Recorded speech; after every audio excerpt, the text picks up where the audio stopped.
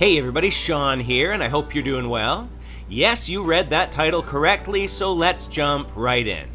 Well, it doesn't really get any more ironic than this. A proven false prophet teaching how to identify false prophets. That's like a liar wearing a t-shirt warning you that they're a liar. He calls out two people that would appear to be Stacey Campbell and Sean Boltz by referring to a head-shaking lady and a guy searching for information, but doesn't actually name them. But Stacey is the only one known as the head-shaking lady. And it's especially interesting because these people do conferences with each other, so he's calling out the very people he works with. So let's hear just a bit of Benny's teaching. So here we have three ways prophecy comes: God, the devil, or the human spirit. And you saw it in Deuteronomy that someone can be, which is the devil's, source, how it can come to pass because the devil knows some stuff. So it's important to note that he agrees that based on scripture, some false prophets may get it right on occasion, and it's from the devil. But we know that from scripture, true prophets of God always got it right. And now he gives a way to tell if it's a prophet of God.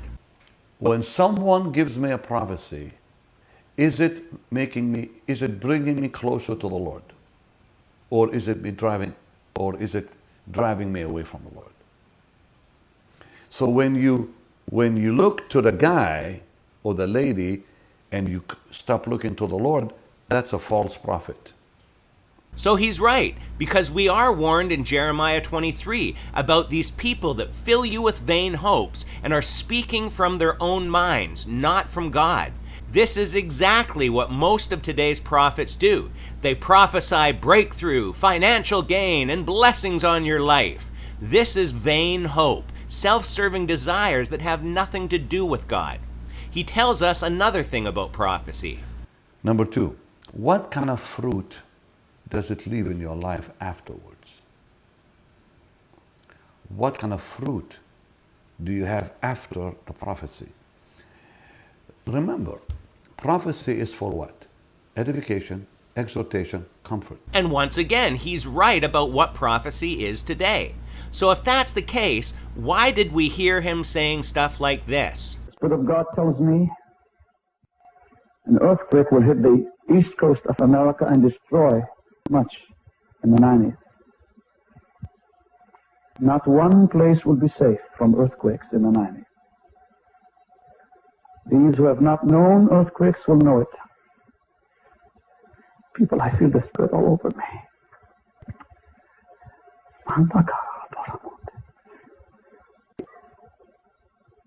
The economy of the United States of America is going to fall. Many businesses will go bankrupt. The Spirit tells me Fidel Castro will die in the 90s. Oh my. And there's 3 more failed prophecies for the 1990s. You can see in the video 6 failed prophecies of Benny Hinn. But this prophecy isn't producing any good fruit, as he said, and it has nothing to do with edification, exhortation, and comfort. His prophecies were all false, and Deuteronomy 18 tells us that if they get a prophecy wrong, they are not from God, and death was the punishment. So he continues. Try to make sense of this. So the fruit is what? Well, if you don't remember what the man said, how can you be comforted? How can you be edified?